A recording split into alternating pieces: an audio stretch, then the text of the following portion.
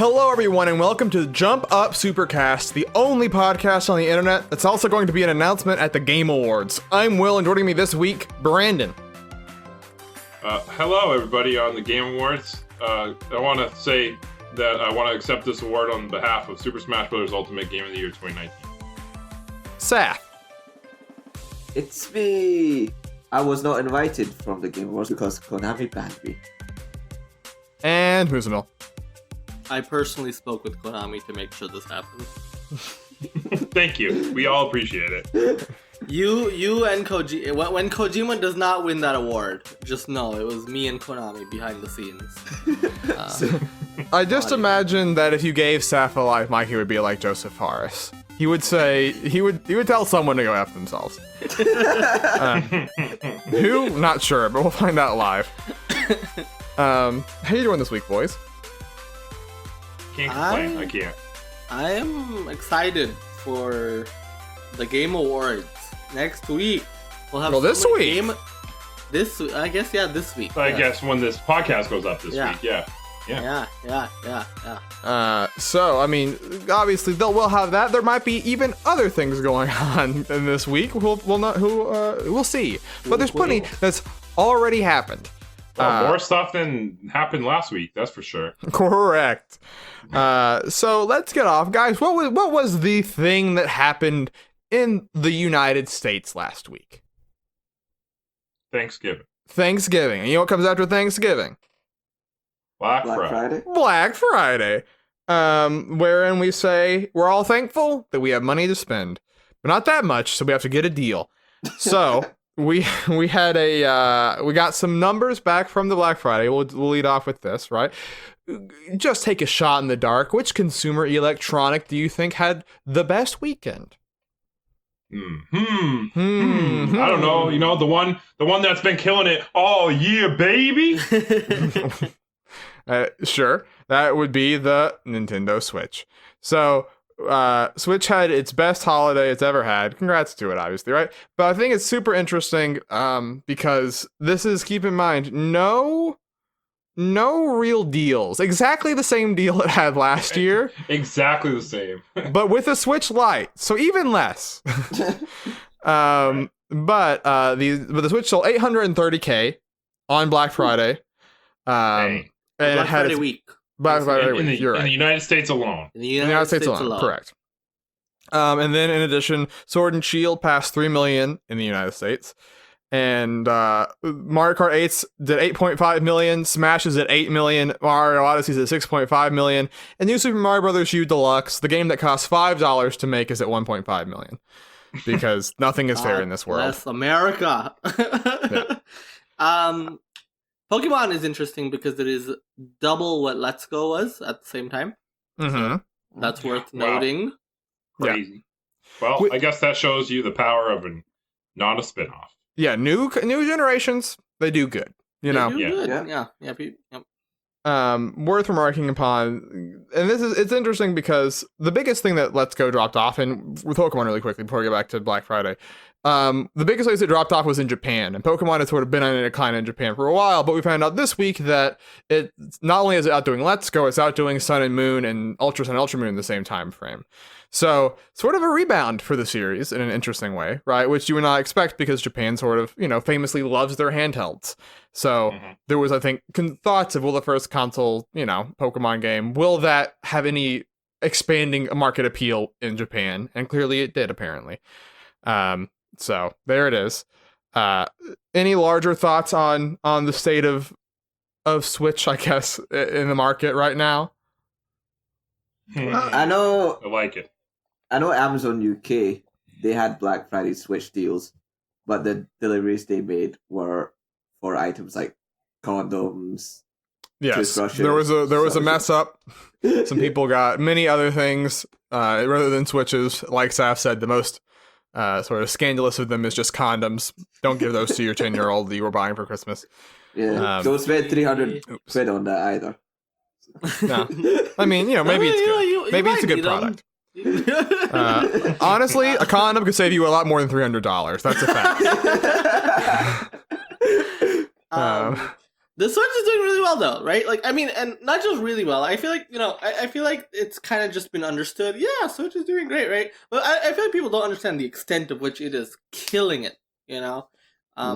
It's just a remarkable success, and especially coming from the Wii U era, I think that's a big deal. Considering Nintendo was just at their lowest point, right? Yeah. So to see them rebound the same way, I do want to dismiss some certain talking points that PS4 and Xbox One are winding down, and that's why people are buying Switches. That's not how things work. Like Sure. The Switch is selling well because it is an appealing product. It has nothing to do with like the other two. Quite frankly, like the PS4, Xbox One, Switch are all kind of successful in their own right, and like I mean, PS4, Xbox One obviously compete with each other a little bit more, but like the sales of that and the sales of Switch don't really affect each other. And if consoles being old and people just wanting something new and shiny was enough to sell a product, Wii U would have done fucking amazing holiday 2012, right? Correct. It didn't. It did not. And that to me I think is interesting because, like, as you sort of said, this console generation's been interesting because it will end up being long, but not super long, right? In comparison to last year where it was forever, right? Like, it's weird to think about. I was talking to Moose the other day about this, but like the Xbox 360 launched in a world without smartphones, right? Like, think about what happened from that point all the way to 2013. Like, we almost went through all of Obama's presidency, like without knowing who he is. That's just the sort of scale of things. This one, it'll be interesting to see sort of like how the long tail of these consoles do, because secretly, like, we'll talk about the success of PlayStation later on, but like one of their greatest successes is that they do a lot of their consoles even after the next one's out, right? Which sort of pushes back against that idea that people stop buying it because it's not new anymore. People start buying it when it's $200, like that's when when people start to pay attention. That's come on, the PS2 never died. Yes. Yeah, I mean, literally, PS2 sold 50 million units after the PS3 launched, right? Yeah, insane. And so it's like, that's more than some consoles do lifetime. Yes. Looking at you, Wii U. But now that we talk about this nice stuff for Nintendo, let's talk about some bad news. Good news for Brandon. And for Ills, I know both who have said their disdain for this game. Mario Kart Tour has dropped off a lot in its second month, right? Oh, hey. It still has the honor of having being the most downloaded app of the year, right? But it has not turned that into money, which is what you want to do whenever you get downloads. In its second month, combining Android and Apple, it made $11 million, which is less than, so a lot of money, but it's less than what Fire Emblem Heroes made last year in November, and two and a half years in, right? Basically, that's not true, but like a year and a half in. I mean, Mario Kart 8 Deluxe makes that kind of revenue like in 2 weeks of April. Yes. Like, they did not enter the market to make this kind of money. No, this is pitiful, especially for mobile, but also you compare it to the money they're making on Switch, right? Like, true. Mobile makes for like, I think 3% of their total revenue base, currently. Well, and pitiful is a good word for it because like, it's pitiful sales, but also that's how you describe the game. Well, sure, but I do want to talk about like from a business perspective, like what this means, because I do think, and maybe people will push back at this idea that this was the last chance, but like I feel like Mario Kart Tour had to be the one. It was their best chance, right? This is their biggest IP, full stop, right? Yeah. Which we see in the downloads, right? Most downloaded app of 2019, right? But like, so this is their biggest IP. Nintendo, this game was delayed a lengthy amount of time because Nintendo completely restructured their mobile efforts after the failures of Mario Run and Animal Crossing Pocket Camp, right? Which basically, the underlying element was we needed to make them more greedy, right? Like we needed to like find a better way to monetize the users, but then they failed to do that. They spent all this time kind of retooling, trying to figure out, all right, how are we going to make this work? this is their biggest IP, and this is what they came out with, and it's not successful. And I don't know. Maybe it can rebound. I honestly don't know. Because I mean, we don't know what player retention is like, right? Maybe a lot of people are playing, they're just not paying, right? Sure. Can Nintendo figure out a way to monetize that or whatever?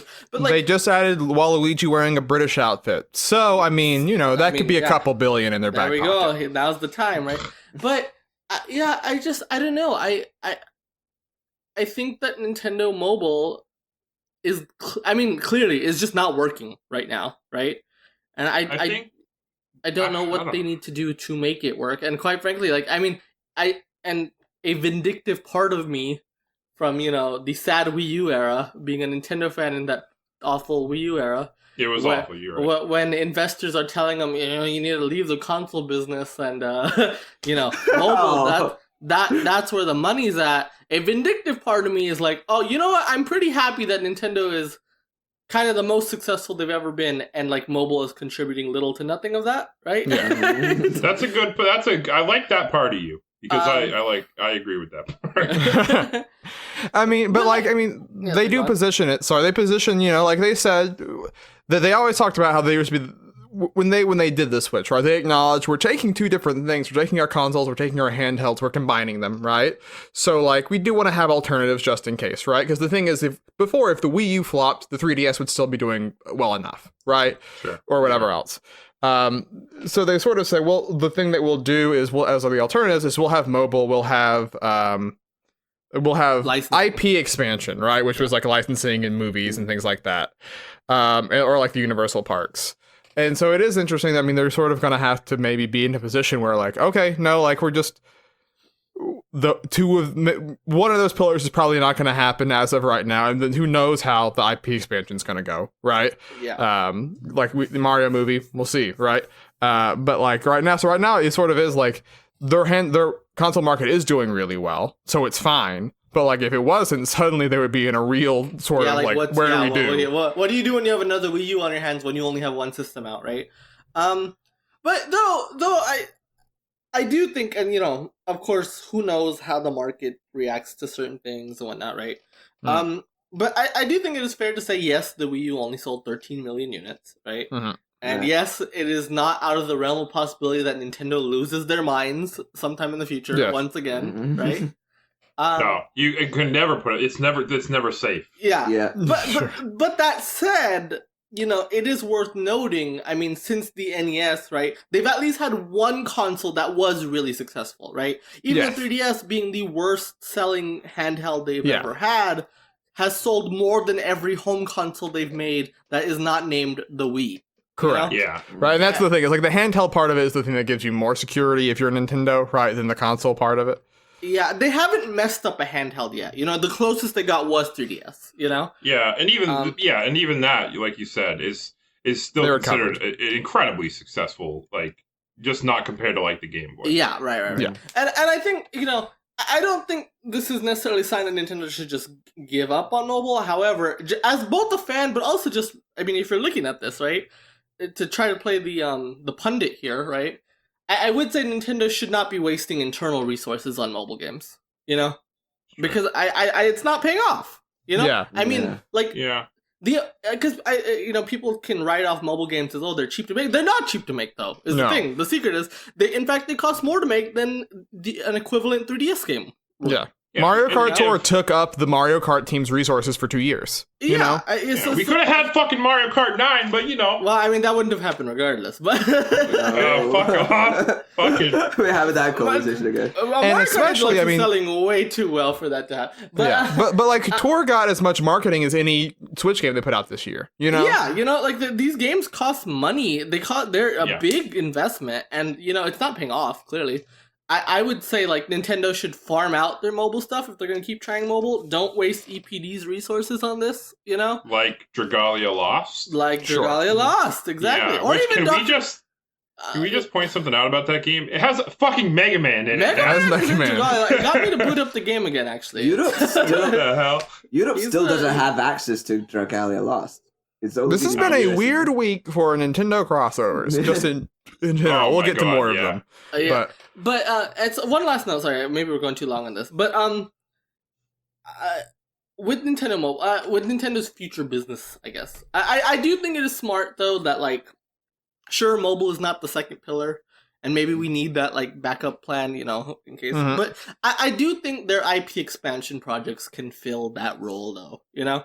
They're making big strides in that, you know, and we'll see the payoff soon. Well, I mean, Nintendo Tokyo just opened up, right? Yeah, I was gonna say, like, if you look at the secret for like biggest media franchises in terms of gross, right? All of it's merch, right? The thing that makes Pokemon what it is, it's that, I mean, it's a lot of things, but like merch is the majority of the money they make, right? And I think it says something to the power of Nintendo IPs that Mario is even on that list without having a big merchandising arm, you know? Yeah. I that speaks to the volumes of the potential of the Mario franchise, right? Yeah. So like I think they can turn their stable of franchises, especially Mario, Zelda, Animal Crossing, Splatoon, right? I think they can turn these franchises into things that like go beyond just video games. I mean, like, the example I always bring up is Hello Kitty's the third highest grossing media franchise or whatever, right? Yeah. And like, can you name me the last Hello Kitty thing? It's just sheerly people like to buy this thing with this cat on it. That's it. People just want to buy, like, you know, something that has Hello Kitty on it, you know? And like, Pikachu can be that, you know, Mario could be that, Inkling could be that, whoever, you know, like, they can make that happen. But, we'll see. But yeah, so I mean, Nintendo's in an interesting place right now, you know, if you asked anyone 5 years ago, oh, Nintendo's console is going to be, you know, the best it's been, seemingly, especially on the software front, right? They're selling more software than they ever have. They're making more money than they ever have. But like, they're making all this money, and mobile, and they're doing mobile, but mobile is such a small piece of that pie. Like, people would laugh at you, right? Yeah. I would have said I like this future. What are you talking about? Yeah. Can you clear up this? Here we are. Can you clear up this myth for me for a bit? Because like, aren't a lot of like free to play games like don't most of their success come from like getting whales effectively and just using? Yes and no, right? I mean, because like the example I like to use actually is Pokemon Go. Pokemon Go is this incredible game because it has continued to be the top, at least top 3, right? Grossing game of all. I mean, of video games, right? Not just mobile, right? And that is a game that does not target whales. You know, that is a game that like it fits this ideal vision of mobile of having this giant user base, right? But just having all these people just chip in a couple dollars here and there, you know? Yes. And that is enough to make Pokemon Go one of the highest grossing games of all time. Yeah. You know? And so it's not, I don't think you don't have to be, I mean, of course, Pokemon Go is maybe an anomaly, right? Yeah. But like, Nintendo has tried being scummy with Mario Kart Tour, with Animal Crossing Pocket Camp, with Dr. Mario World, and it's not paid off. So I don't know if just being scummy is the right answer. You have to link it with horniness. Well, Fire Emblem Heroes. You're absolutely right. Because when it comes to horniness, you can't control yourself with your wallet. Yeah, maybe that's the answer. But, you know, I think there has to be some element. I don't know what that element is, but like, Nintendo is missing something on mobile, right? Yeah. They're missing the mark big time. Well, the thing is, like, because the whales thing is typically for smaller companies, right? Like, they know they're not going to get hundreds of millions of downloads, so they want to leverage that amount they have to make the most money, right? Yeah. With like a King game, or with, you know, Pokemon Go, or these other ones, like, there are people that spend a ton of money, but like, their pool of people is big enough they can make a ton on $5 per user, right? Which is sort of what I think Nintendo was looking for, but they went almost too hard in the other direction, right? Like with Mario Run, it was like, we're gonna make you pay $10, and that's the most you could ever pay. And then from that point onward is, we want you paying $10 a month in Mario Kart Tour, right? And like, that's where it's like, we can't, you know, they can't find that middle ground, seemingly. Like, less is Fire Emblem Heroes, where you roll for Bunny Lucina for however much it costs. And like, one last thing on the mobile thing, though. I mean, I think Mario Kart Tour is an interesting comparison to another big mobile game, from a big franchise that just launched at the same time, and that's Call of Duty Mobile, right? And Call of Duty Mobile from what I've seen, actually translated Call of Duty to a phone pretty well. Yeah. You know? And people like that game, and people are spending money in that game. You know? I mean, three of the biggest successes on mobile in the last 2 years has been PUBG Mobile, Fortnite Mobile, and COD Mobile, which are just the games. It's just them. PUBG and Fortnite especially are just the games. Yeah, like it's literally I mean, Fortnite is the same on a phone as it is on a console. You know? Yeah, so it's wild. But anyways, that was a lot of mobile talk. But you know, this might be the last time we talk about it for a while because I imagine they're retooling things behind the scenes. Mm-hmm. So I mean, you know, speaking of things we had not heard from for a while, but guess what? We got some updates. 2 things from Nintendo this week in terms of updates for Mario Maker 2 and for SNES Online. But let's go Mario Maker 2 first, right? Because I heard online for months. Does Nintendo not care about Mario Maker 2? Right? Where are the updates? They added friends, but that was it, right? Yeah. And it turns out they were just sort of saving it all for, I guess, the people that were buying it on Black Friday was the idea. But with it, we have 6 new course elements, really, even though one of them encompasses a lot, which is there's added, not Spikies. What's their name? Pokies. There we go. Pokies. Yeah. They've added Spike, who can throw spike balls. They've added frozen ice coin blocks, which does not sound super exciting, but it's actually pretty neat when you look at it. I think Spike can also throw giant snowballs as well. He can. Yes. Yeah.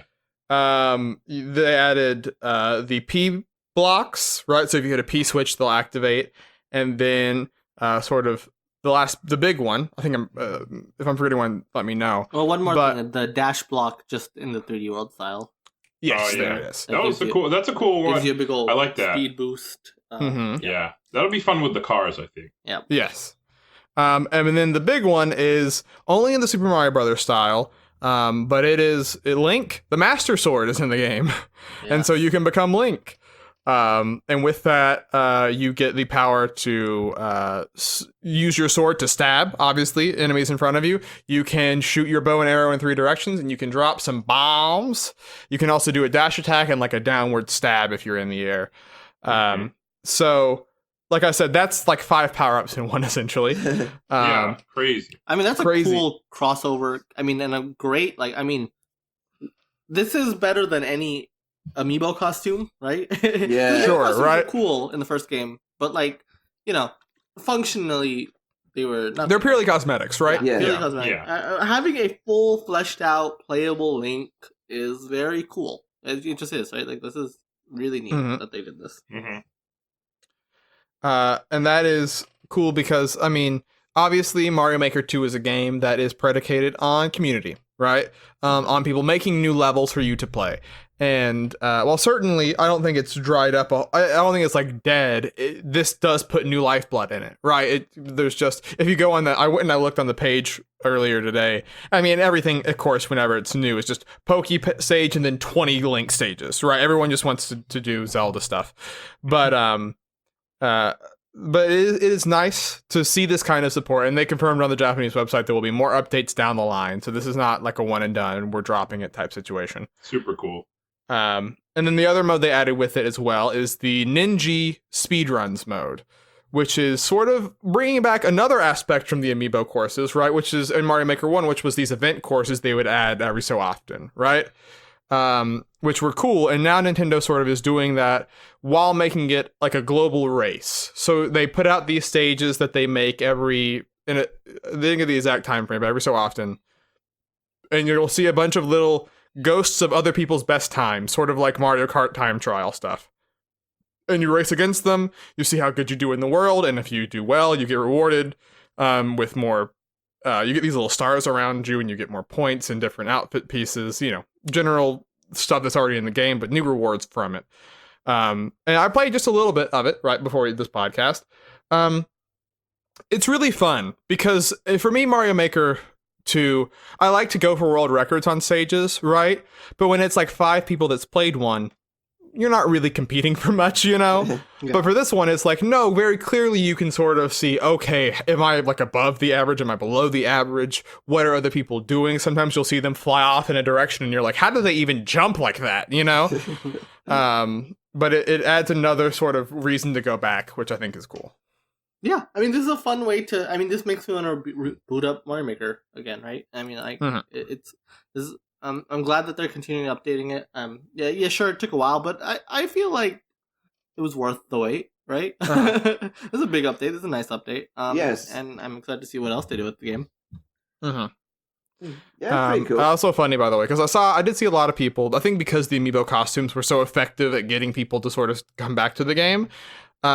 Be like, you know, we had so much in Mario Maker 1 so quickly. I looked at the 6-month timeline of Mario Maker 1 and Mario Maker 2. With this update, they're exactly even the amount of new things they've added. So clearly they still care about this game. Right? I think that's a weird misnomer. Another thing that people sort of thought they just gave up on caring about was SNES Online. Which we got 4 new games for, and then 2 new games for NES Online, which you may thought was even more dead. Especially after they say, we're not going to do it monthly anymore. But those 4 games, Breath of Fire 2, Kirby Superstar, you know, and then the big one of the 4, I would say, is Star Fox 2. And what was the last one? Can someone help me out here, actually? Does anyone remember? I don't remember. Super Punch-Out! Super Punch-Out! Actually, a good game. Yeah. I shouldn't. My brain knew it was a sport, but I didn't remember which one. Turns out it's boxing. But Star Fox 2 in particular is really interesting, right? Because this was sort of, I don't know if you recall, but almost 2 years ago now, when the SNES Classic came out, this was the thing. So Star Fox 2 SNES Classic's out now at this point. It's right, sitting right next to me. I'm just punching it as we're recording with a hammer. You don't need it anymore. Well, unless you don't have a Switch and don't have a Switch Online, then maybe you want to keep it. Yes. So yeah, I mean, this is one. I mean, Kirby Superstar was the one that, like, when I first saw the SNES Online, I thought that one's missing. Where's Kirby? He's home now. He was already there technically, but whatever. So yeah, I mean, any larger thoughts? Do you think that we're going to be getting? When do you think we're going to cap out on these type of things? Do you think there will be a point where they just say we're not doing this anymore? Well, wasn't it been like 2 weeks since it? Sorry, not 2 weeks. 2 months since it first launched, and there was no games since then. So this is 3 months since Super Nintendo Online launched. So this is, you know, I'm fine with them doing every 3 months, especially if it's bigger updates like this one. That's sure. I mean, I will say, because I mean, first of all, the NES and Super Nintendo libraries, they do run deeper than you think, right? Yeah. Sure. And there's always new platforms to add, right? It should be noted, because it is a subscription service, they do have incentive to continue to add, you know? Like, yeah, true. They, whether that be through Game Boy games or through weird Japanese only games or whatever, right? Or, you know, they got the license for some long forgotten whatever. But there is incentive for Nintendo to continue to update these things. Albeit at a slower pace, probably, right? Mm-hmm. I am willing to bet every September that they're gonna have something. when the time comes back up. Every September, to re-up your subscriptions. When it's time to resubscribe, they want to give you a reason. They're gonna give you that. Hey, look at this big thing we added. And then, that's Do you think it's all fine and all? Good selection of games on the Super Nintendo, but I just want to say, where the fuck Donkey Kong Country, man? It's not worth it. It was his 25th anniversary. It just came and went. They didn't give a shit. You know, they spit on it. They spit on Donkey Kong, and they just went. Pfft. They shouted out Donkey Kong 64 before they shouted out Donkey Kong Country. Disgusting. Also, absolutely disgusting. My theory is that Nintendo loves the drip feed so much. And this is their last chance, you know. This is their last opportunity to be able to drip feed. So they're gonna milk it for all it's worth, you know. Disgusting. But I mean, I think. Do you think they will get any Tetris 99 likes in 2020? I don't see why not. I think Tetris 99 was really successful. You know. Yeah. Yes. Really successful. And so I think that Nintendo is going to continue to come up with fun ways to justify the subscription, you know? Because, I mean, subscription services, you just look like the month that Nintendo, if you look at digital revenue since Nintendo Switch Online launched, it has skyrocketed, and that's with such a cheap subscription like NSO, $20 a year, right? Subscription services make a lot of money. I really, there's a reason and secretly why every they also company get your on Earth wants to do some sort of subscription service, right? And so I think Nintendo will come. And also, with once you put your credit card info in the thing once, it's way easier to keep doing it. It's easy to get, and they're gonna want to give you reasons to keep it going, right? Beyond just playing Smash Online or beyond just playing Mario Kart Online, So I think that they'll do interesting stuff, I mean, Tetris 99 came out of nowhere, right? And I expect to see more stuff that just you didn't expect, right? Of just like, sure. Right. That's neat. There's going to be so much that we don't expect next year. Definitely. I mean, look, we only know up until March. That's it. So we got a lot of big surprises coming our way, boys. New theory. And for those out there freaking out and saying, Nintendo's got nothing for next year, dog. It's like this every year. Where you been? I mean, it's worth noting, right? Like at the beginning of this year, we did not know Mario Maker existed. We did not know Link's Awakening, Astral Chain, Ring Fit. Like all these games we didn't know existed. And they came out within that same year, right?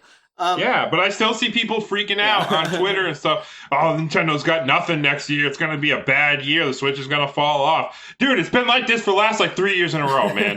Like, what the hell?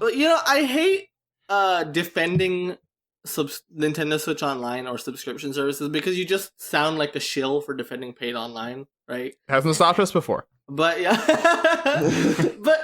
I do think Nintendo has done a good job of keeping it interesting.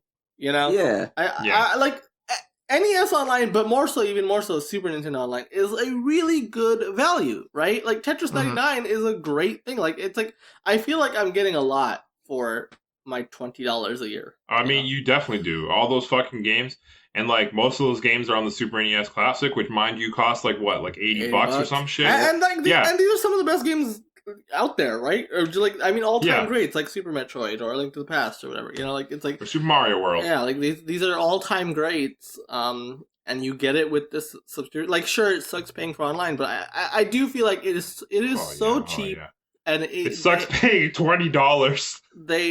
I mean, I know, but still, it's worth saying. Yeah, I mean, paid online inherently is. It's not a good thing, right?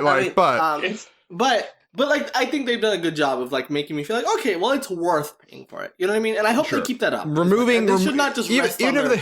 Even if they remove the element of the paying for online, I would. This is $20 a year for what is removed from that. I think it's what I would pay for. Dude, that. I would pay $20 a year for all the NES and Super NES games. Yeah, easily, right? But I mean, So we'll see. I mean, obviously, like I said, I saw 3 different threads about have they forgotten about Mario Maker 2? Have they forgotten about SNES Online, the days, 2 days before they update them, right? So you said, we don't know when these things are in the works.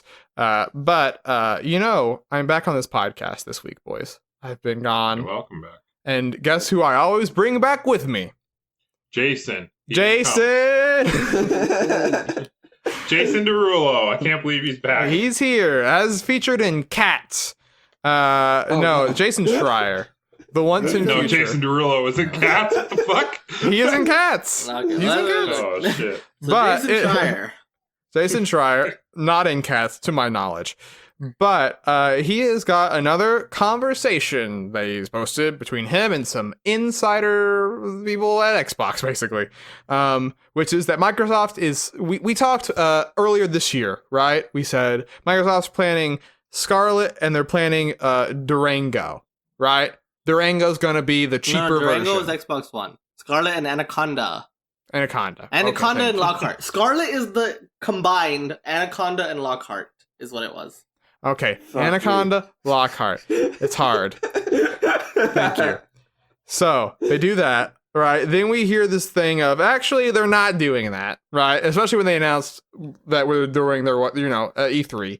Then Jay Schreier's like, no, actually they still are, but Lockhart's even more different than what we initially thought. We thought it would be a cheaper version. It is the is going to be going down the line of Xbox SAD, which is the Xbox One All Digital Edition. So this will be a cheaper discless next gen Xbox is the exact verbiage they use for it, right?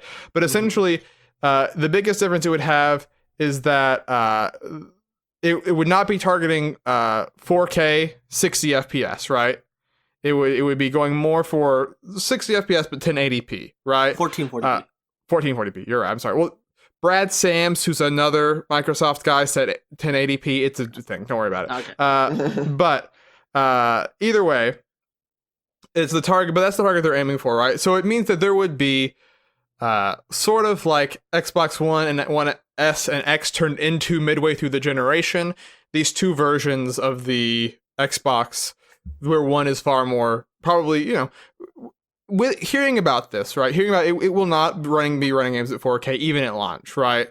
And it won't have a disk drive. If we're assuming that, like we sort of have been, that Scarlet is 500, right? Yeah. What do you think this would be to have that difference be made, to justify the cost difference of what you're not getting out of it? $250. I was $250? $299. I was about to say I would feel okay with like 300. Yeah, so like I think $299 is like the sweet spot. I don't know if they'll go that low, right? Mm-hmm. But I think there's a genuine case to be made, especially if you look at PS4 versus PS4 Pro sales, right? What continues to sell way better than the Pro? It's the Slim, right? Yeah.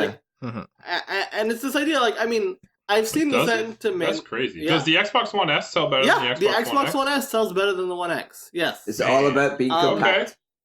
Hell yeah, you know what? Good for them. Because I wouldn't buy that shit, but good for you know what? That's cool though. And so I think I think some gamers have a hard time understanding like the concept of buying God of War and not buying the machine that it runs best on, right? Yeah. Mm-hmm. But I don't think most people care. They care to an extent, but like price is number one, right? That's just the number one factor for people when they're purchasing a system, right? Yeah. And so I think that this all depends on the price, of course, right? But if it is $299 compared to Anaconda / Scarlet, I guess, and the PS5 even, if both of those are $499, right? And Xbox introduces this $299 system, sure, it's the games are not going to be at 4K, right? But even then, it should be worth noting, like, it still has that same beefy CPU that the other Xbox the amazing has, right? Yeah. That's a good and point. It has the same solid state drive, right? Yeah. So the loading times are still going to be the same. It's just a matter. It's like the easiest way to describe it is, let's say you had two identical computers, but one had a GTX 1080 and one had a GTX 1060. But otherwise every other spec in the PC is exactly the same, right? Except for the graphics card. Yeah. Which at that point probably is just sell a lot. Then. At that point, that's just a matter of it's running at a lower resolution. It's the textures are a little bit more muddy, or it's running at a lower resolution. And also, do you care if all the games are downloadable? Which I think, in 2020, it's 2020. It's not going to be as big of a deal as it would have been 10 years. I mean, here's a stat for you, Brandon. Yeah. The biggest games right now, you could say, are Call of Duty and sports games, right? And just in general, so I want to puke at that statement. Well, sure, but the games that sell most, objectively, right? Yeah. Those games now sell more digitally. It is more than 50% of people are buying those games digitally than they are physically. Yeah. I mean, it doesn't surprise me. It doesn't. That is a shift that is happening. Like, I'm sorry, but like physical people who care about physical games are now squarely in the minority. That doesn't mean there's not a market for it. That doesn't mean there's not a place for physical games, right? But people scoff at the idea of saying, "Oh, well, the PSP Go failed." We live in a different world. That's what I said. That's what I said. PSP Go was like what 10 fucking years ago. Yeah. That's what I'm saying. In 2020, people aren't going to care that much about all digital. All digital, especially if it's cheaper. Right? And another thing that will be potentially interesting, right? There's no guarantee it'll be a big deal, right? But like, it's, is that what does 2023 Project X Cloud look like, right? Yeah. Because that's going to be a whole other thing that's going on at the same time as this new gen starting for Microsoft, right? That's a good point, because if you have that console, who gives a shit if it's download only when you're going to be streaming games anyway? Right. Yeah. No, you're absolutely right. You're not even going to be taking up room on your fucking hard drive, so you're not going to be sitting there worrying about, oh, do I need to get an external hard drive? Is this hard drive big enough? It's not going going to run well. I think it's going to run the exact same, right? Because it's streaming. And I think because of this stuff, people oversell the importance of 4K, which I get. Like, they're obviously like the real insane people or sticklers. Like, they want that, the best resolution possible. Mm-hmm. But I think there's so many people out there that still just don't give a shit. Mm-hmm. They just 1080p it just plays as just as good to the people. And they don't care. And that's not to say there's not a place for those premium. Exactly. And there's not like a diminishing returns argument that graphics don't matter. Like obviously people like shiny new graphics, right? I am not contesting that, Right. And that's not a bad thing either.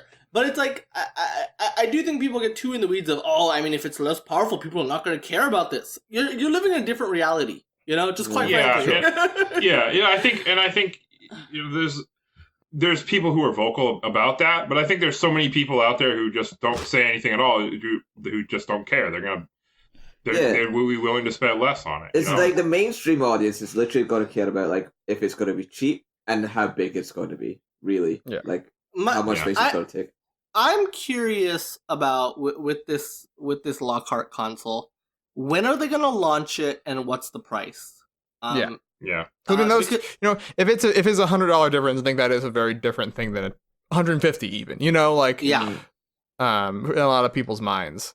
And also, I mean, is it hard to message two products at one time if you're Xbox, right? And the answer is, Apple does it with the iPhone every go around, but they're not Apple. Like, it's a different thing. Like they're in a different space. So it'll be interesting, right? Because I could see it being a year after. I could see it being, like sometimes they make these weird changes a year in. Like, they killed the Kinect a year into Xbox One. Like, oh, they had to do. They had to, right? Yeah. But like, it's the thing where like sometimes they can react faster than you think in certain situations, right? Yeah. So we'll see. So yeah, like we are definitively less than a year away from the next gen. Yeah. Just sort of because there's no way they're launching after Black Friday. So, boy. I'm not ready. My wallet's not ready. Yeah. I imagine we're less than 4 months away from hearing specifics about them. Either through leaks or whatever. But just little tidbits from the Schreier's Twitter account, right? Not in the main article. That's sort of tying to this is that he's heard that that PlayStation's been more in communication with third parties than Microsoft has, which goes against what we said a couple months ago. But sort of we said it back then, we say it now.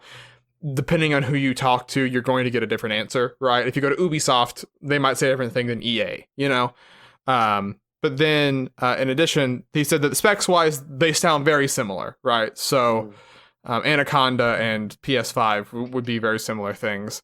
And as he said about the communication thing, it probably won't matter at the end of the day. And the PS5 strategy is that they're going for accessibility is the word he keeps hearing them talk about. And so we'll see how that manifests, obviously, right? Part of that might be load times, like they've already mentioned, but next gen, still looming, right? But like I said, that's a year off. You know what is next week, as we've said? The Game Awards, right? Over 10 games going to be at the Game Awards. Jeff Keighley said that, right? 10 new games that would be shown off there.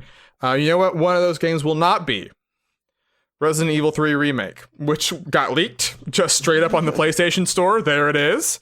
Copiously leaked, I would say. Fucking there's so much out there on RE3 Remake. It's insane. Wow. Everyone and their mother knows about it. Quick turnaround on that game, though. Yeah. Crazy. I mean, I think Capcom was smart because I originally assumed RE3 Remake would happen at some point, right? Mm-hmm. I just assumed they would wait to see how RE2 would sell and then have that same team make RE3, right? Yeah. Mm-hmm. I don't know. Maybe it's the same team. Maybe it's not. But clearly, we've heard mixed things. Huh?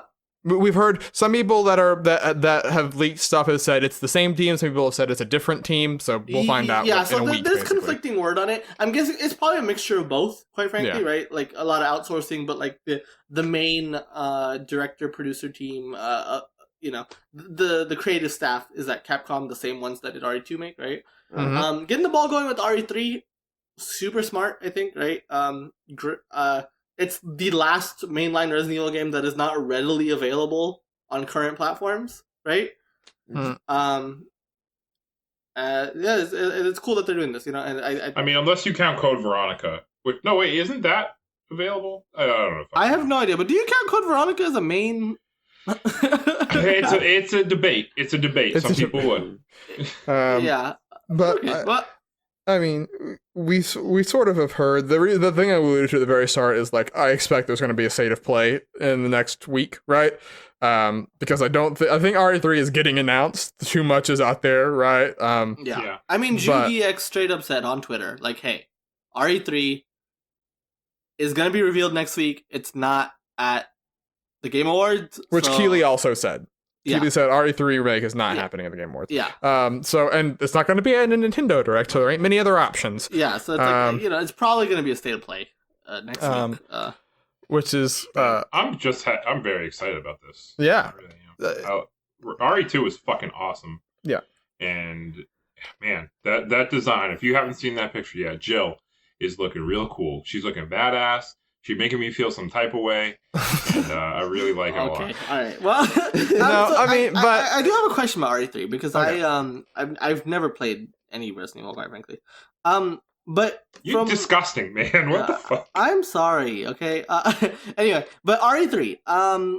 Correct me if I'm wrong, but like, isn't there some sort of like? Don't they like reuse the same setting as RE2 or something? Or yes. Mhm. There's parts of it. A lot of it recycles some of the same stuff because RE3 and RE2 take place. It's weird. It's like the beginning of Resident Evil 3 takes place before Resident Evil 2, and then there's kind of like a little mini time skip in there, and then the rest of it takes place like right at the end / after Resident Evil 2. Okay. So it's yeah. I get. So what I was gonna ask is that part of like how they're probably able to get it out so goddamn soon? Mhm. Is that Possibly they're yeah. reusing a lot of RE2 because that's what the original did, yeah. Yeah, and to the originals, it was not, so. Funny fact: I want to tell this story about Resident Evil 3. It was not supposed to be Resident Evil 3. Mm-mm. It was just supposed to be called Resident Evil Nemesis. Correct. And then Resident Evil Code Veronica was supposed to be the actual sequel Mhm. Yeah. that they were planning. Oh, that's why it's up for debate. Why it's mainline? Okay. Yeah, and Resident Evil 3 was just Resident Evil Nemesis was supposed to be a spinoff. They were going to use some of kind of the same stuff, tell a little side story with Jill, but they also they made it a little goofy because they were like, oh, we have a deal with Sony, but but we have to make 3 numbered Resident Evil games on the PlayStation 1. Yeah. So they were like, I guess this one's actually going to be Resident Evil 3 now. Mhm. So that's how it got the number into it. If you want a series that has had more weird, I mean, it fits with the theme, just mutations and weird like paths to the way, or RE3 wasn't supposed to be RE3, RE4 turned into 4 different franchises, like just this mess of a Wild ride. history. Ari's development history is just. I mean, even if you just look at the numbered entries, right? Like Yeah. 1 to 3, 4, 5 to 6, 7. Like those are such vastly different games. And Yeah. even one was supposed to be a remake of Sweet Home. But it And then became its own thing. it's turned into like it gave us Dino Crisis, it gave us Onimusha, Yeah, wild. Devil May Cry for some godforsaken reason. I don't even know how that turned it, but like it's like Now, I do have a Ori. question. What franchise? So we have another Resident Evil game coming out, you guys. You may have forgotten. That game, yeah. the whatchamacallit, the multiplayer game. Yeah. How do you Project- think that's gonna work with any of this, right? Like, What is it called? Project. I forget what it's called, but like, It has a name now. part of the It's leak just was that whatever it the has a project name. was. Yeah, Whatever the okay. project is just the name. It's the subtitle. I forgot that was even a thing until you just mentioned it. But yeah, they totally announced that, huh? And So you think they're just gonna put out 2 RE games in 1 year? yeah. Okay. I mean, Yeah. if you look at Capcom's history, that's nothing new. I was wondering if there was any thought of, hey, let's include it like as an expansion with Why do RE3. that when you could sell them separately? Sure. Well, I mean, how many will the multiplayer game sell is a question, right? Oh, sure, yeah, I know. Will it sell more as a $20 add-on to 3 versus a $60 Well, by yes, we itself? logically think that, but Capcom, Yeah. We'll have to see. Do we know if it's a package title, that game? Or is it... I mean... Or is it a free to? It could be a free to play game for all we know, right? It could, I guess. Which, I mean, that would make a lot of money, quite frankly, and that gives it more reason to exist alongside RE3, right? 'Cause it's like, okay, like you're not paying for 2 separate Resident Evil games. This one's a free to play multiplayer experience, whereas RE3 is the real shit. Right? It will be funny though that like there's this game. Here's this game with Mr. X, and then like at the same time they're going to be marketing Nemesis, right? Like it's like here's the 2 big boys. But anyways, so that'll be interesting. Do we expect I mean, as you mentioned last week's podcast, Brandon, Character 5 for Smash is expected. It's not guaranteed. Should always be remembered, right? So if it doesn't happen, no one blame but ourselves, really. But do you expect anything from Game Awards besides, the fact that there will be 10 games? Before we talk about what we expect of the Game Awards, I want to say one thing about Resident Evil. I do think it is so dumb to not reveal your game at the Game Awards, though. Like, the Game Awards have so many views. It seems dumb to me that RE3 is not going to be there, but whatever. I mean, I still expect Metroid every Game Awards. That is you. Remember not getting Metroid. They rebooted it this year. Like. Well, here's a question: we have not seen the Samus Returns team since 2017. You think they have something to know? I guess we could get 2D Metroid, right? It's Metroid trilogy. 3 years for a 2D Metroid sounds about right to me, right? Mm-hmm. Game Awards is a great venue to announce that. So. Nintendo loves it's so weird that Nintendo in particular loves the Game Awards, right? Because the thing is, the value I imagine if you're a company for the Game Awards is it gets. I mean, as Moo sort of alluded to, it gets more views than any E3 conference, Mm-hmm. And you're not putting in nearly as much money as you are in an E3 conference, right? No, but you just have to give a trailer to the Jeff. But so like you would think that the value is that okay, well if I have a game that's coming out, a Mortal Kombat, right? Mm-hmm. I'm coming out in April. The Game Awards is the perfect place to announce that I'm happening, Mm-hmm. Because we got fucking Marvel vs. Capcom 3 or whatever. Or Marvel Ultimate Alliance 3. Marvel Ultimate Alliance 3, which was just insane. Last year. Nintendo for the last 5 years. I mean, every year the Game Awards, except for the 2015, where Nintendo, quite frankly, just had nothing. They've revealed something every year at the Game Awards. Yeah. And so they absolutely will be there this year. So some people are thinking, well, since Reggie's not there anymore, I don't think that matters. I think that they will. No. I think Nintendo likes the Game Awards. It is interesting though because it is the only place that they announce video games outside of their own controlled Nintendo Directs or special videos. Yeah. And you would think. I mean, they're the one person that has a year-round announcement vehicle, Yes. So they don't need it nearly as much as everyone else, but they're the ones that love it the most, Yeah. I mean, objectively, right? Like, they make some of the biggest announcements that the Game Awards have, right? Like, yeah, there was a lot of big announcements last year, but, let's be honest. Joker and Smash was the biggest announcement of the show last year. Right? I mean, just looking at the view counts, right? Yeah, look at the view counts. And I mean, that first look at Zelda Wii U, right? Was the biggest thing to happen at that Game Award. If I'm gonna be optimistic, I'm thinking Breath of the Wild too. I mean, like you said, there's the history. Zelda has a strong history. Breath of the Wild, in particular, right, has a strong history at the Game Awards. Right, they showed the first footage in 2014. 2016, we got a story trailer at the Game Awards. 2017, we got the Champions Ballad, right, which got shadow dropped on that same day. So Breath of the Wild specifically has a long history at the Game Awards, and so I think it makes sense for the sequel to show up once again at the Game Awards, and I'm optimistic that it's coming out in 2020. I mean, I can't open my heart to the belief because I don't want to get hurt, Sure, yeah. I mean, logically, whenever Breath of the Wild 2 shows up, I'll be there. I'll be there. No, it seems about right. 2020 seems about right to me too, because you think about it, like Ocarina of Time, the Majora's Mask, same engine, same console.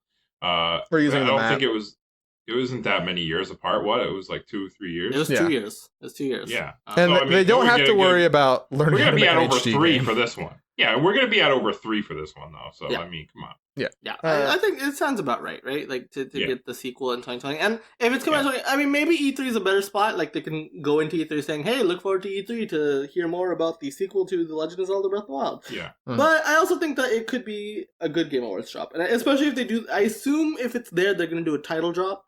I have to imagine, right?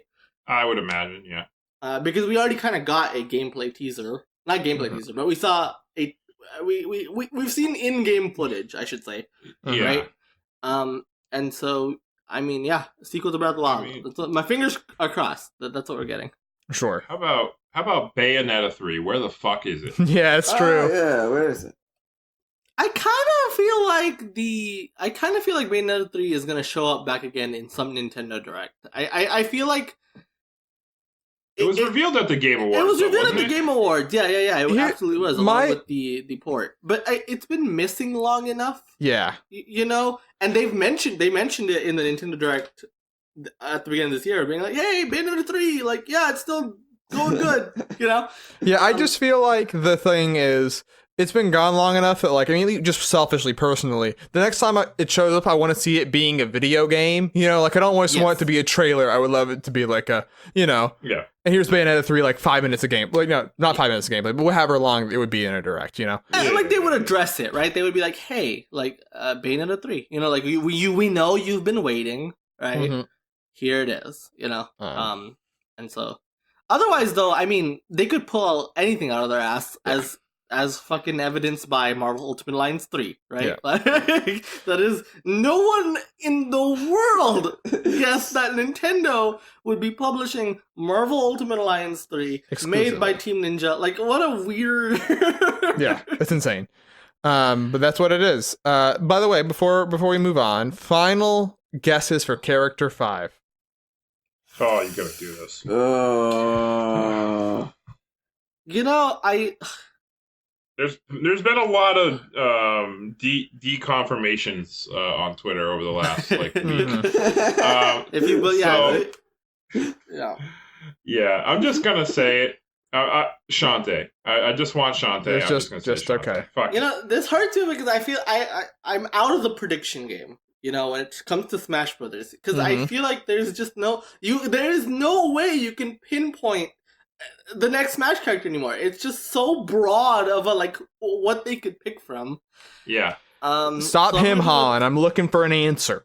I'm gonna. It's obviously got to be Elma from Xenoblade. Let's just face it. I'm gonna go with my heart with just what I personally want. Let's go with Phoenix Wright. All right. Yeah, bro. Phoenix I like that you went with your heart. That's a good pick. That's what I did. I went with my heart. Yeah, too, really too much me, heart. Brandon. All you right. said Shantae, I was like, I need to go. I need to.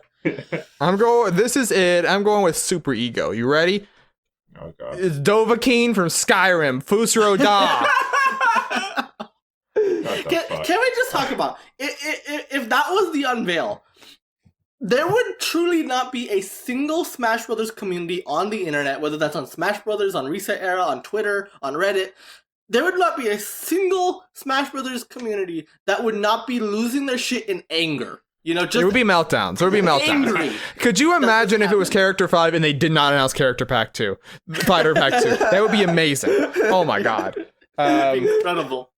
Yeah, at least no matter who Fighter 5 is, if there's any backlash, people will say, well, at least there's Fighter At least Pack we 2. know there's more to come, right? Yeah. Which is good, right? Honestly, I was always worried for whoever Character 5 was, because it was always going to be the most hated one, you know? It was never, you could not make people happy with the last character. Whoever is the last one in the second one, the last character people are going to be mad no matter what happens. Yeah. It's just guaranteed, yeah. But that means Dovahkiin gets to slide on and no problem. So, you know, we'll see. But until then, Saf. Saf? Oh no, I went with the truth. He said Elma. He's sticking with Elma. Oh, with I went Elma. with the That's right, truth. with Elma. Yeah. With Elma. Yeah. Oh, God. That's what he knows. Using his brain there. That's very good. Hey, All I'm right. still Well, kidding. you know what else we use? We also use our brains on What? the list. The list. Follow along in the paste bin below as every week we add another game to the ever-growing list of 150 games. This will be 150. Damn. This will be the 150th. Holy Oh, shit. baby. So, honestly, we talked about Ranker Series will be happening this weekend. Well, it will have already happened. But we're adding on 25. We're doing the exact same pace we did before. Damn. Look at that. That's crazy. Pretty wild. Thanks, WWE. You did it. We did it. So last week we added, and by we I mean I wasn't there, nor was Muzamil, the number 3 game on the list, Super Smash Bros. Ultimate. Technically not even been a year, but we're gonna let it stand. Okay. I just want to say, let me say my piece on this, okay? Nope. Because this is fraudulent. You know? Okay. First of all, Smash Ultimate is a game that means a lot to me and Will personally. All of us, we kind of joined together. No, that's I mean, no. Keep in mind, really Saf bad, is speaking so- here. Clearly, it's never stopped Saf before adding games that are close to my heart while I'm not here. This whole friend group joined because of Super Smash Brothers, okay? That's true. And number 2, it's not even fucking allowed yet. It's not been a year. All I mean, We have My thing, Whoa. You would've to be joined fair to Noah has to deal with What us are adding a lot of rules big for? games. He's not here to rank, so I will give him that, right? Because he That is oftentimes true. he has to deal with this frequently, more than me But or you also, ever this is do. the second time he comes on to add a game high on the list when other people are not here. I mean, it's just you got to plan for the when to be around when Noah's on. That's the secret. But anyways, that is what it is. It has been done. But Muzamil, you are now adding the 150th. The 150th. God, now I feel like I need to make it something special. I know. It's like I was gonna add Pikmin 2. It's already on the list. Pikmin already on the 2 new play control for the Nintendo Wii. It's the same game. That's the one we added. Really? I'm adding the GameCube one. I want it 2 play spots control lower. specifically. We talked a lot about Xbox, right? Yeah. So let's talk about one of the defining games of said Xbox. Oh. Blinks 2. No, I'm just kidding. Nobody's played that game. Halo 2. Halo 2. Ooh, Who all here Halo has played 2. Halo 2? I I have. have. I have. Okay, so all of us have played Halo 2. Cool. So, Halo 2, I mean, this game, I think there's no other place to start. This game kind of revolutionized online first-person shooters, right? It brought it to online consoles. Play. The online play on consoles, right? Like, this Yeah, is like, yeah. I mean, this was a big fucking deal. Mhm. People were playing this game online right up until they shut down the servers, right? Like, Mhm. I mean, there's a reason why. I mean, Halo was already like put Xbox on the map, but I think Halo 2 kind of like asserted their place. You Mhm. know, as a Yeah. we are serious as a console maker. I mean, the biggest judgment I think that people make on console makers is their first party exclusives more than anything, right? Mhm. And Halo, I mean, that's a massive franchise, right? Mhm. And Halo 2, I mean, this is it's one of the landmark games in this franchise, Yeah. in the series. And it should be noted, which while we're talking about the online in particular, right? So we have community managers everywhere now, right? It's a job. Any game has this. Halo 2 and Halo in general was way ahead of the curve on this stuff, right? Just in the way they interact with their community, they built up having conventions, all the other stuff that they have, right? Especially for console games, because a lot of that, like with BlizzCon, that type of stuff lived in PCs more than anywhere else, right? Yeah. And just a feature of online that I love so much in Halo 2 is the custom game modes, right? There is SWAT became a staple in Halo games from that point forward. It started as a custom mode that someone made in Halo 2 that got shared around so much that Bungie noticed and brought it in officially, right? Mhm. There's such a potential to that, right? And there's a versatility to the multiplayer that I think helps it last so long, right? In a way that's super absolutely. interesting. And I mean, the multiplayer is so what's the word I'm looking for? There's so many options, right? There's so many options to custom tailor make it to like something that you will enjoy, right? Mhm. Yeah. And I think that's really neat about it. I mean, the multiplayer in this game is fantastic, right? Just absolutely. There's no It other is. way you can describe it. This game, and it holds up, right? Like you play Halo 2 Yeah. Oh today, yeah. in multiplayer, whether it's online or couch, you're having a blast. It's so fun. It controls the controls in the Halo games so smooth. It just feels so natural. Wonderful, and especially if we're going to talk about now the Master Chief Collection version, which didn't launch so well. But now, right? Now it's better than it ever was. It's 60 frames per second, runs wonderfully. Looks wonderfully. Like Halo 2 stands out as like a great game to this day. Yeah. I will say, big negative to this game, and I think everyone kind of knows it, but the end of the campaign. Sure. I mean, yeah, it's weird to do it in the context because it's weird, right? Because like when we talk about the version of the game, do we count it against the Master Chief Collection version because you literally go straight into Halo 3? Oh, sure, yeah. That's a weird thought, right? Like it's like that is a huge flaw for the 2 years after that game comes out, but not after that. It's such a weird thing. Right. So like, are cliffhangers inherently bad, or? I mean, I think it was unsatisfying enough at the time that you could still market against it, right? Yeah, right. But I will say the campaign itself, but the campaign, it's great. It's fantastic. Right. Like, it's still good. And running through that thing in co-op, oh man, running through it in co-op is a blast. Halo co-op campaigns are some of my favorite like memories of co-op, right? Yeah, just a real treat. And also a thing that's worth is just super small. I really, this is actually, it's a bigger thing, but like Halo, sort of modern first-person shooters are built on Halo 2 and Call of Duty 4, right? That's sort of like but the sort of, there is something I think that was so nice about going back to Halo 2 and not having like a loadout, like sort of, there is something about weapons spawn at certain parts of the map, right? If you go there, you fight over those weapons. That's the points of contention, right? It makes these choke points along the way, right? And it makes when you have the sniper, you're like, man, I don't want to die. I have this, I had to fight for this instead of just you spawn with it every time, or you have to get a kill streak to get the whatever else you have. There's something like about the simplicity that I just really enjoy. That it makes it personally just for me, and that's not a knock against other games, but like it is harder for me to get into games like Call of Duty, right? Versus Halo, I can immediately pick up and play. Really built off of what GoldenEye did. Sure. Yeah, absolutely. And I do want to say Halo multiplayer in particular. I touched on this and Will touched on this, but the customizability of that game. I used to have so much fun with friends just fucking around with the settings to really just completely change the way we would play and just have a blast for like 3 hours after that, right?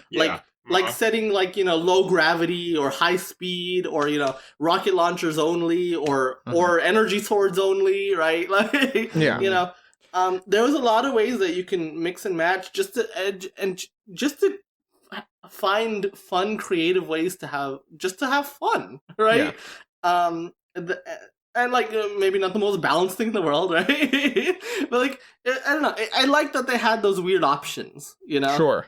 That you don't necessarily find all the time nowadays, Yeah, and I mean, sorry, I feel like we're just only ever lavishing praise on it, but like for me, this and 3 are like the peaks of this franchise for me, right? Like absolutely. But Halo. It's interesting because, like, I think a lot of people sort of scoff at the world of Halo now because it has sort of become long in the tooth in a lot of ways, right? But I think in that original trilogy, there was just a really sort of nice conciseness, but like the grunts, the elites, the brutes, like there is the enemy designs in the campaign, right? All of them, it's that thing of their silhouettes are all completely different. They all do completely different things, right? So you know what you're fighting against at all times, but they intersperse them in ways that are so interesting, right? Fighting an elite in Halo 2 is a tense encounter in a way that a lot of times I don't feel when I'm playing a first-person shooter campaign. And so and Master Chief and Cortana obviously are like, they're the characters that are guiding you through this whole thing, but like the Covenant sort of like, I think, they've been chasing the Covenant as villains ever since, right? Like they've made an engaging world that the games take place in. Yeah. I mean, Bungie made such a fantastic world with this game, right? Yeah. Halo 1 was already good at that, but Halo 2 really just expanded the franchise in this way, right? Of like, really cemented Halo as this really big thing, but also this really great thing, right? Yeah. Damn, y'all making me want to play Halo right now. Yeah. So where are we putting it? All right. Also, I want to mention I want to mention the cool factor of this game. I felt like in 2004 when it came out. Yeah. Because like I never saw as much fucking like smugness on a person's face as when I saw a kid be like, "You want to come over to my house and play Halo 2?" Like I don't know. I'll never like get that out of my head. I just saw somebody say it, and he at that moment he felt like he was the coolest fucking kid in the world. Yeah, dude. I mean, like I was 9, I guess, when Halo came out, 2004, right? Like my older cousin, who was at that point 17, who was the coolest guy on the planet. Like I went like to do something with him, and then he came back to his house and he's like, "I have my Xbox in my room. You want to play it?" And I was like, "You're the best person I've ever met in my entire life." You know, like, and I didn't spend time with him that day. I just played Halo for 5 hours. You know, like that's just what I did. I beat it halfway through the campaign and I was like, "Oh man, this is the best." And he was like, "You can come back and beat it later," and I did. And I was like, "This is," and then I got a Xbox. You know. Yeah. So I remember the first time I played it, it was with just some kid that I worked with that I had no connection to at all. Didn't care. Like, I didn't even really like him that much. But he was just like, "Hey, you want to play Halo 2?" And I was like, "Hell yeah, dude." And like, we just had a blast. You are a means to an end, but we never connected outside of that. We had nothing in common. We were both so completely different. But we just fucking had a blast playing Halo 2. Like, I don't know. It was cool. Bringing people together. That's nice. So, Moose, where do you want to put it? Man, this is hard. It's very hard. I mean, it should be high, right? Like, yeah. But I feel like no matter where I put it, I'm going to step on someone's toes here. Sure. We're getting into a place where people care a lot, you know? I mean, I will say bare minimum, I want it above Resident Evil. Is that controversial? No. Not really. I mean, do you know? I'm just gonna give you where I'm coming from on this one. Go on. I want it like 12 or 13. Okay, see, I wanted to say that, but I was scared. I think I would put it below Metal Gear Solid and Splatoon both. Right. Right. Because Splatoon. The thing, and to me, like I mentioned it towards the front, but like Splatoon has this amazing versatility to it, right? It does, like, and it has a great campaign. A lot of the same compliments I can give to Splatoon 2, I can give to Halo 2, but there is not as customizable though. Not as customizable. Sure. That's the difference for me, right? Is like there is just this sheer amount of like, I mean, for Splatoon 2. You can't pick, you know, like Splatoon 2 isn't designed to not give you as many choices, right? You cannot pick stages. You can weapons come in specific loadouts, right? Like, yeah. And that stuff, I think, makes you want to put Halo above it. It's fair. That is fair. And I think it's aged better than Metal Gear Solid, right? Metal Gear Solid, you can go back to it and you can still have a great time, but there's still warts, right? Halo 2, I did not feel the warts when I went back to it. Yeah, because I should say, I think Metal Gear Solid holds the fuck up, but I do think Halo 2 holds up better. It does, you know? Brandon, where are you feeling? Yeah, I mean, I'm feeling around that area, honestly. Who's going to be the brave soul to first pin it down? I'm going to say, so I know that I'm the outlier here on this, but I really like The Last of Us multiplayer, right? I think that it in its own way is still very unique among multiplayer games that I've played, right? But I think it's worse than Halo 2's multiplayer, but I think the campaign for Last of Us is more strong in comparison to Halo 2, so I would put Last of Us just above it. And so that just makes Last of Us a stronger package? Yes. Right? You think so? Well, yeah. Well, I mean to Will, at least. Yeah, that's me, right? Yeah. True. I'm willing to put it right below Last of Us. I'd be willing to put it above Last of Us, if I'm being honest with you, just because of how absolute fun it is to share that game and play it with other people. Last of Us versus Halo 2 is hard because, I mean, for me personally, I don't like The Last of Us. Sure. But I do understand its place, you know, and I do think it's an important game. It's a fantastic game, right? There's a reason it got the accolades it did, and it did have a similar thing, right? Of like you can even like Last of Us in a ways is like cemented Sony as a first party studio, right? In the same way that Halo 2 kind of did for Microsoft, right? I prefer playing Halo 2, but there's something about it that feels scummy to me to put a game above The Last of Us. I mean, I think that, like I said, I would put it below it, but like if you look at it and say I would put it above it, that's the list, like at some point, if you think that they're very even, I think they're both very even, right? Like I don't think one dominates the other. Right. You can give that extra 1% to I like playing this game more. That's fine. Yeah, I mean, I guess in that case, I'm with Brandon. I would like to put it above Last of Us. And the thing is, I know we even talked about this last week when you guys weren't here, but a big contention of it was and this, I hate this conversation, but is multiplayer holding up to a single player? Like, are they comparable? Mm-hmm. Right. But I mean, it depends it's just how much fun you have in the game. I don't think I get there's going to be personal preferences too, and that's what the whole list comes down to is what you think. Because like Ills went on in his thing where for him a game, if it's more story driven, will in deep in that, it will never ever be able to. No multiplayer game will beat that for him. Mm-hmm. Yeah. Right. But it's personal preference. Video games are just a beautiful thing because it can be so many different Versatile. things. Yeah. Yeah. Exactly. I cannot believe you Where put you it feeling? down to me. I literally have a chest pain, so I don't want to try and talk too much because it's just really hurting me. That's why I was quite silent for the rest of this, and now I have to. Just a general preference. Where you feeling? I kind of want to put it above Last of Us, to be honest with you. Okay. That's fine. Yeah. I think we have a place then. Yeah. All right. That's fine. Yeah. That's yep. I'm So good there it with is. I mean, that's Moose. You said you were worried about adding the 150. I think this is a very good one. Thank you. So there it is. Number 12 on the list, Halo 2. That is Respectable number right there. very respectable. That is let's see. Surrounding it on the list, we have at number 10, The Legend of Zelda: Link's Awakening, the 2019 remake. 11, The Legend of Zelda: Ocarina of Time. I guess that's 3D. 12, Halo 2, Muzi. 13, The Last of Us. I don't know why I said Muzi at the end of Halo 2, whatever. And then 14, Red Dead Redemption.